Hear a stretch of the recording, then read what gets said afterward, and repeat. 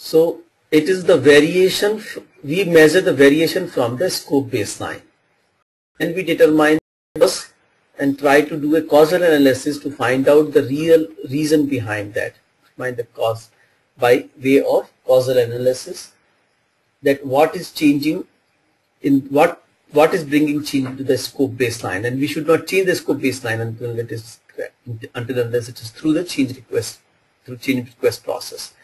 And then taking corrective and preventing measures to avoid reasons for make of this variation. So work performance or information is about information which is put against the plan, the current execution which is put against the plan, and show that these are the changes which are there in the thing, and the corrective and preventive actions to correct those if there is any variance.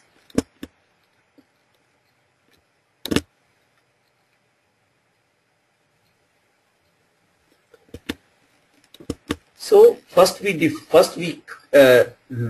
develop a scope management plan. We collect the requirements, and when we collect the requirement, we should ensure that all the stakeholders are taken care of. Especially when we define the scope, that none of the stakeholder is left whose expectations are not documented in the scope. If you leave a single stakeholder, it may lead to a problem later. And then from PWBS, we try to start our planning based on the scope defined, and also have a common understanding with our client that what we mean by scope. And then once the deliverable is ready and corrected and validated from the quality team, we see that it is a project, this deliverable is complete in all respect as defined in the scope, and we ensure that customer accept it. And in the controlling the scope, we see that whatever the changes coming into the place, they are not modifying the scope baseline, and if that happens, we take a preventive and corrective actions to avoid this. Any question?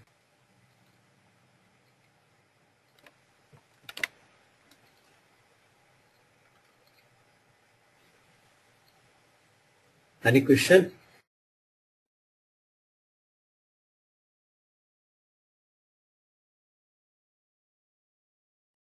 Okay, if there are no question,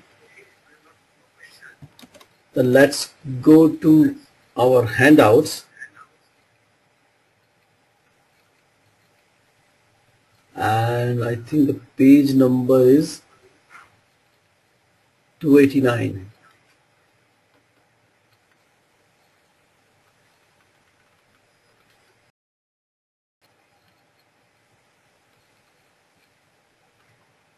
Okay, and Marcus, there is a news for you that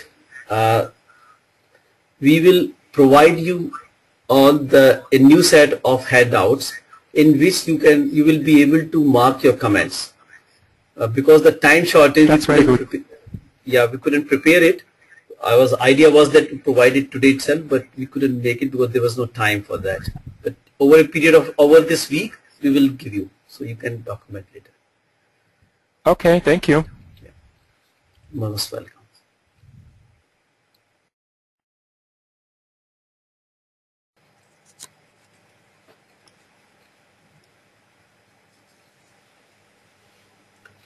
Okay, so let's start from question number 1.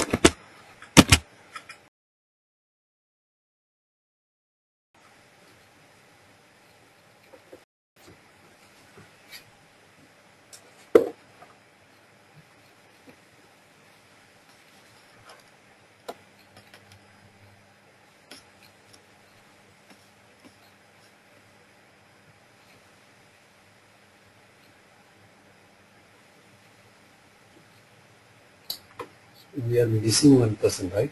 Anyway, so all A, right? Let's go to question number 2.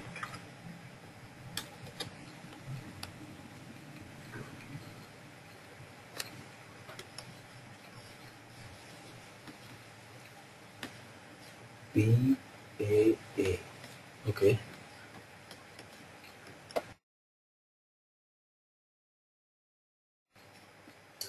Scope validation is reviewing an installed module for its satisfactory completion. And B is managing changes to scope baseline. Okay. The B is actually the scope controlling. It's a control scope. It's not a scope validation. So there's a little difference between the scope, controlling the scope, and validating the scope. Scope validation is done on a deliverable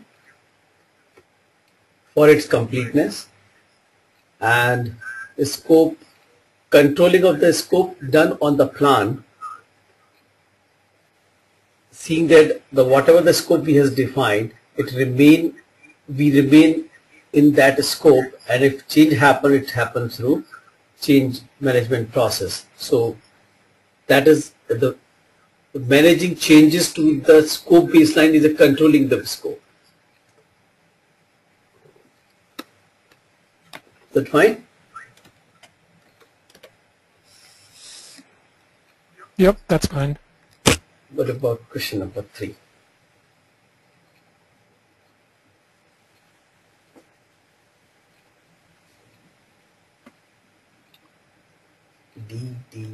D. Okay. Question number 4.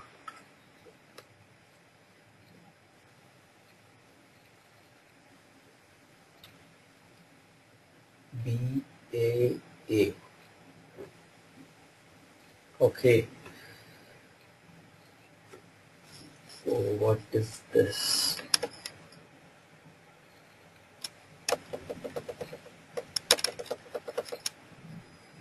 The project manager has just been assigned to a new project and has been given the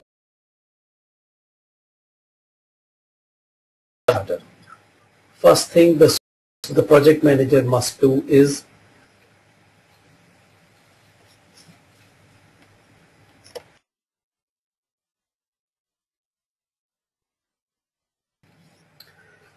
okay. As he said that the first is something important here.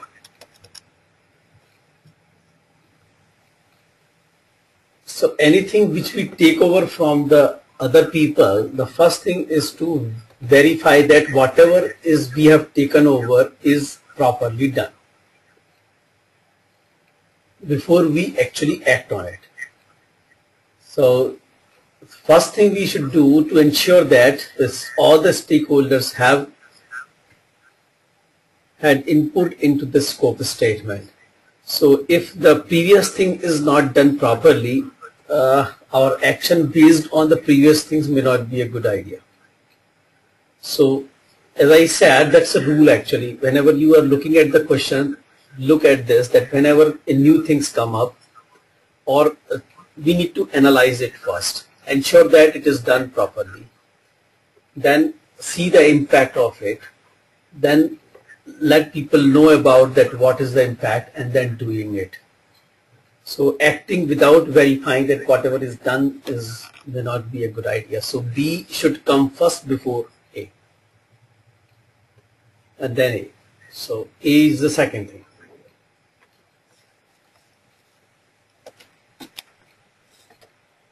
Question number 5.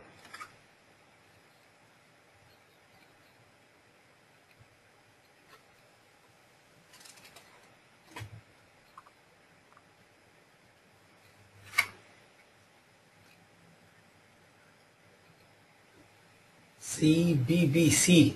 No, the baseline is always an outcome of the planning process, and control and validate scope are actually the controlling process. The controlling process will see the sanctity of the baseline. The baseline is always an output of the planning process, and planning process are define scope and the create WPS. The baseline contains the scope statement, WPS and WS dictionary, and define scope come first, then create WPS. So once you create WPS, then only you have all three things: scope statement, WPS and WPS dictionary. Therefore B is the right answer.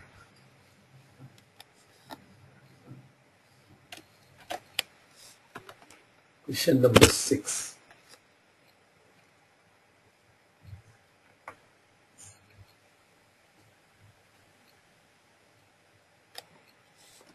Question number 7.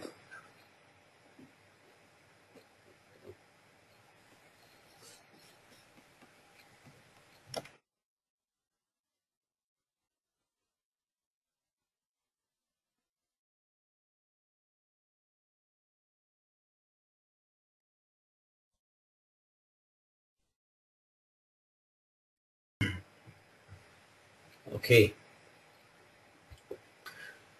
DAB, okay.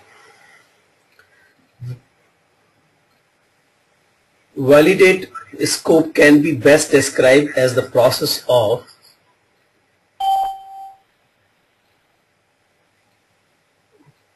okay. Pawan, we have already started and we are on the question number 7.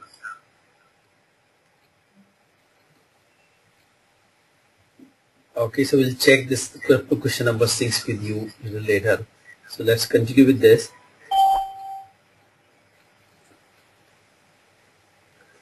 Verifying that the project quality requirements have been met. No, that's a quality control process. Scope validation is about completeness, not the quality, the correctness. The quality control, looking at the meeting the quality requirement, is a quality control process. It's not a scope validation process. Obtain stakeholder formal acceptance of the project of deliverables. That is right. We discuss about it. That is one of the primary objective of validating a scope, that get it accepted by the stakeholder. What is about the third, C or the D basically? Verifying that all the project objectives have been met. No, that's not the objective of the scope. So scope validation is talking only about that if the whatever deliverable is being delivered as of now is complete in all aspects. That doesn't ensure that the objective of the project are also met. That is a project integration management process to ensure that the objectives are being met before we close the project. So it is the primary objective of the validating the scope is seeing that what you get is already a quality control deliverable. So verifiable deliverable which comes to validate scope, that is quality control process is already gone through, and then you ensure that by complete also in all respect, and then take it to the customer and get it accepted. So that's the primary objective of validating scope, is to get it accepted by the stakeholders or the client, whomsoever it is. So B is the right answer actually. Q8. Please let me know if you have a difference of opinion at any point of time.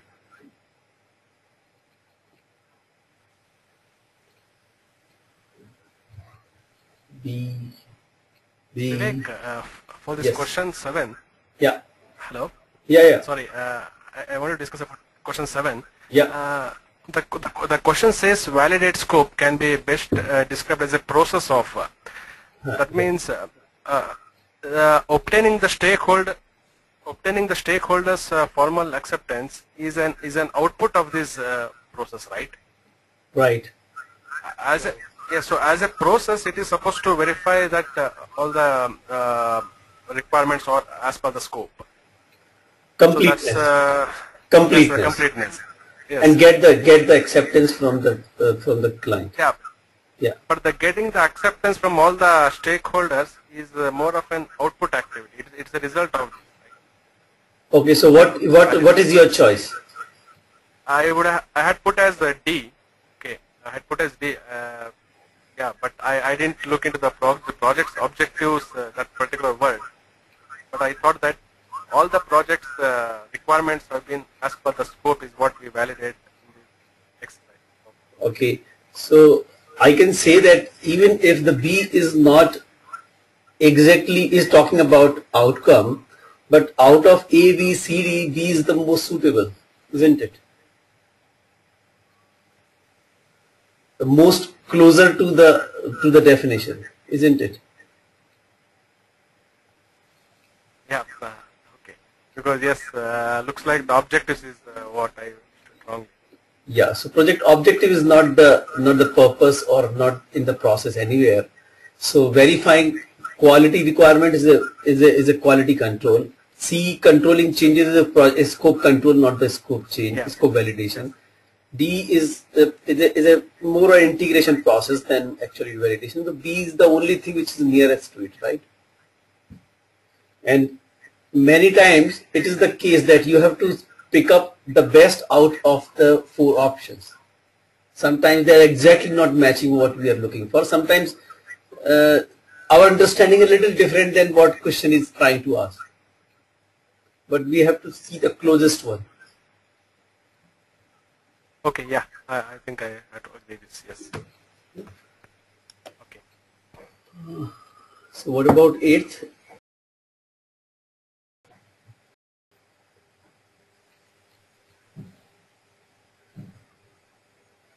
B, right?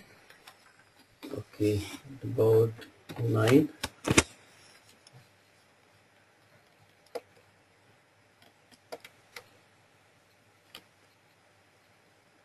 CB.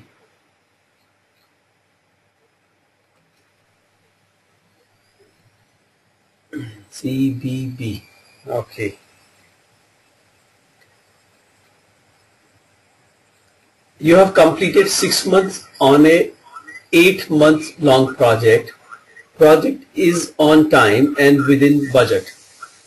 When you are reviewing the deliverables made by project team with the stakeholders, they are not happy and suggesting many changes. Which of the following process, if done properly, could have prevented this situation?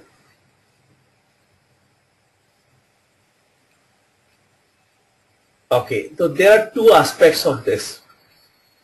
The crux of the matter is this: how we would have prevented such kind of changes, not how we have prevented stakeholder raising these issues.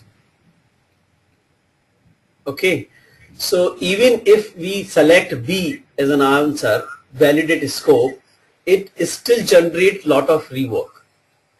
Either customer found it out or we found it out. Right? Validate scope means what customer is suggesting we would have find it out. But that does not stop changing coming up at when the deliverable is being presented. Now what have prevented this is actually if we would have defined the scope more properly, our planning process was better, we would have avoided all those things. What is exactly happening? That client's expectations are not properly documented. What we have defined in the scope is different than what client is or what the stakeholder is looking for, and that's why he's suggesting changes. Because we have defined it differently, our understanding is different, and that therefore in the validation scope they are not being caught up. So what our understanding is, what is we have defined in the scope, and the same thing which trying to validate, which is not the understanding of the stakeholder. And therefore the better option is a define a scope. If we would have done better, we would have done it better, we would have prevented all these changes.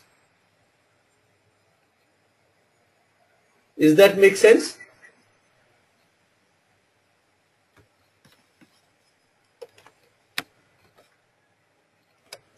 It makes Vivek, sense, but just go ahead. Yeah, Abhi, go ahead, Abhi.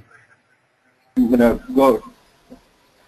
I mean, Vivek, here actually we are looking, if done properly, could have been prevented this situation, isn't it? So I agree that if in the scope definition we would have defined the scope, but more clear scope or the acceptance criteria we would have met in the validate scope stage, isn't it? So there we would have had the acceptance from the stakeholders. What will be the actual, more refined scope. That is like it will be after our WBS, everything. So I felt like validate scope would have been a best answer. Yeah. So what I was trying to explain is, even if the validate scope is done properly, the changes would still be there. But the thing is that you might have found it instead of customer. It has not changed. See, controlling process normally do not do any preventive action actually. Controlling processes are more reactive and they are not proactive actions. So validate scope is a controlling process, and it means the things are done incorrectly anyway. Will it prevent further changes? No. If we go back and define our scope better, I think it will prevent these kind of things in the future. So the same principle applies here, that if we would have defined scope better, we would have prevented these changes. Validated scope will only ensure that what customer has detected, we would have detected it. But we have not detected it because our understanding is like define a scope. What you have defined in the scope is the same as your understanding. That's why you are not able to catch up.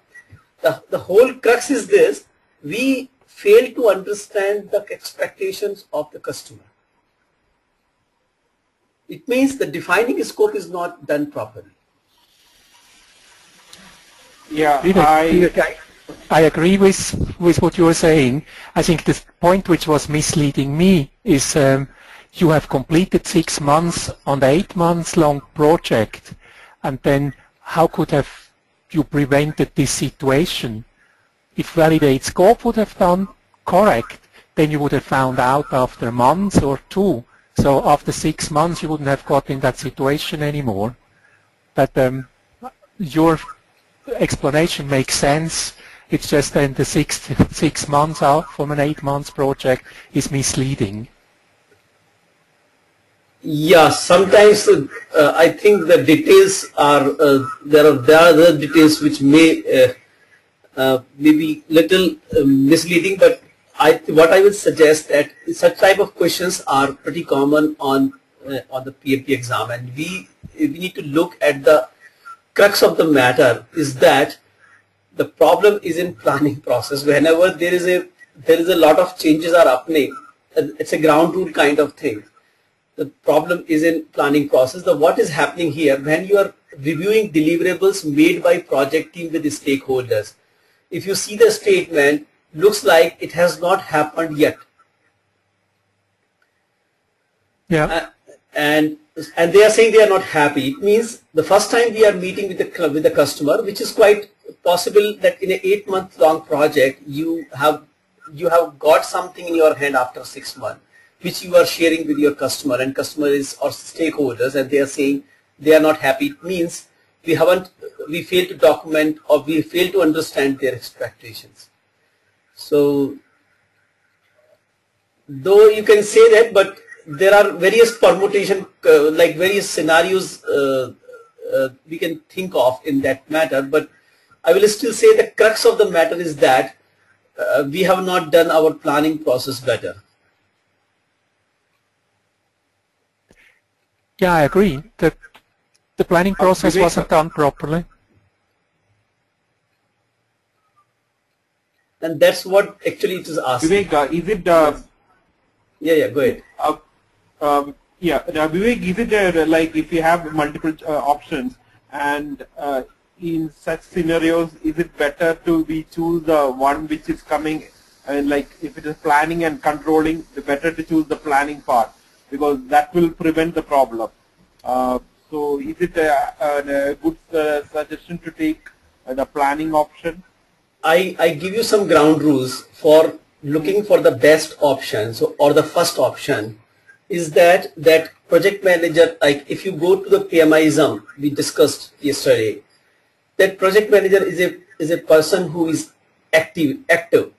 So if there is a choice between a passive and active, I will choose active. The second thing, project manager is a proactive person. So if there is a choice between a reactive or proactive, I will choose first proactive and then reactive. I will only choose reactive when the proactive is missing. This is some of the ground rules when we are not very sure about the answer. These rules actually help us to choose the best one. Thank you, Vivek.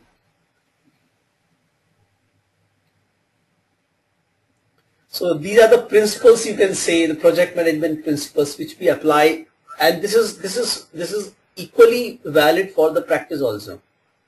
So if you see that when we face problems in the project, we try to more closely control it, which doesn't help actually.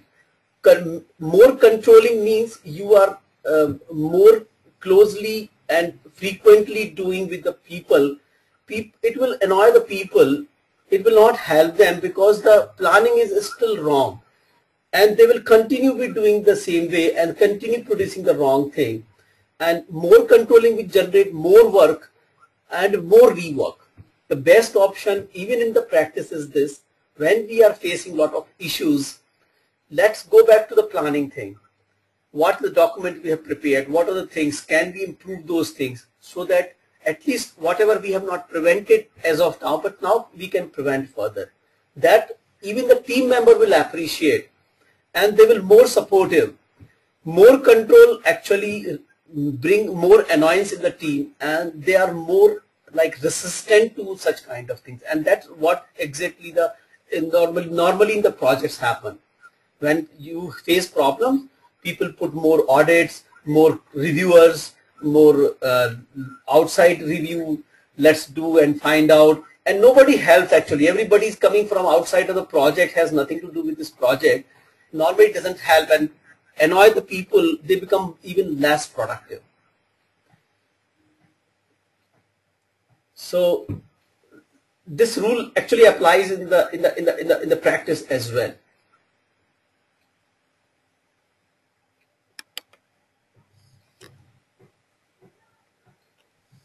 Right, so I think we have done this.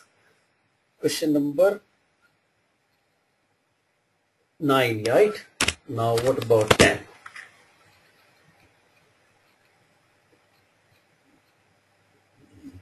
Ten is B, so let's go to 11.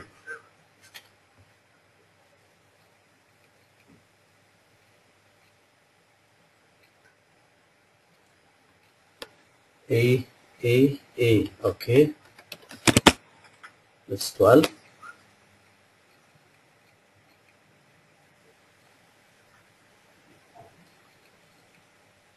TBB. Project scope. Actually, the project scope is feature and function that are to be included in product or service is actually a product scope. And because we are talking about very crystal clear project scope and product scope, we should stick to the definition. So the B, which is the work that must be done in order to deliver a product with the specified features and function, the work that must be done, that is actually the project scope. So B is the right answer. You have given D, okay, both A and B. So no, A is actually the product scope. Because it has been asked what is the project scope, we should stick to the definition of project scope only. I agree that project scope also include product scope, but that's not the question which is asked here. It's actually asking the definition, simple.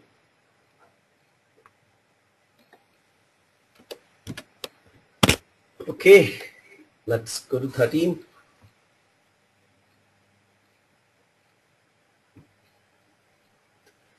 DDDA. Okay. Your client wants to know how the formal verification and acceptance of the project deliverables will be done. A simple rule, let me again write, whenever it is how, it is the management plan we are talking about. It is how which is defined in management plan. how we are going to manage our scope, control our scope, define our scope, it is management. What need to be done, it could be actually the contents of that. But management plan actually tell how it to be done.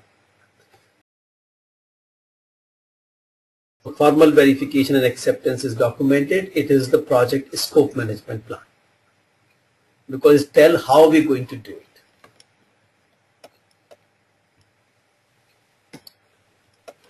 Okay, so question number 14.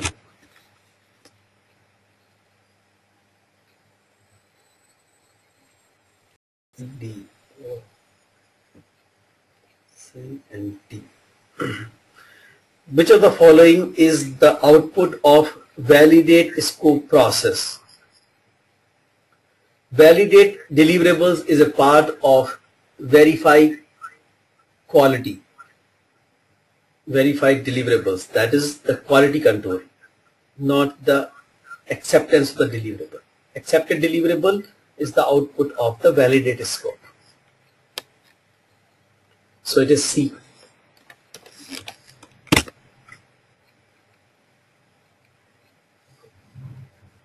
D,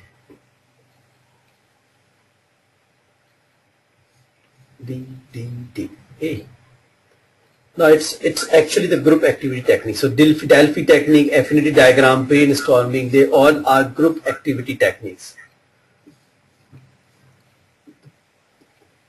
Product analysis is actually used for developing the product scope basically. But group activity techniques are brainstorming, Delphi techniques, affinity diagrams. Vivek, Yes. I had a doubt here, so I was not. Yeah. So because I was not understanding this Delphi technique. Okay. Is it a form of a questionnaire or a survey, right? Which Right, is sent right, across? right. So when it is being sent as a separate questionnaire where each of the participants is not being informed of who is his peer reviewer. Right. Reviewer. Yeah. Then how does it come under a group activity or a group Because this activity cannot be done with one person, it has to be done with a group. There is a group, but group members do not know each other, so they don't interact with each other. But activity is a group activity. It cannot be done with the one person. Yeah, so they don't formally meet as a group, but Yes. the whole activity is okay. Right. They don't interact with each other. It's more a silence activity. I got a little carried away by this group word. Yeah, so yeah, it's confusing actually in that manner that this is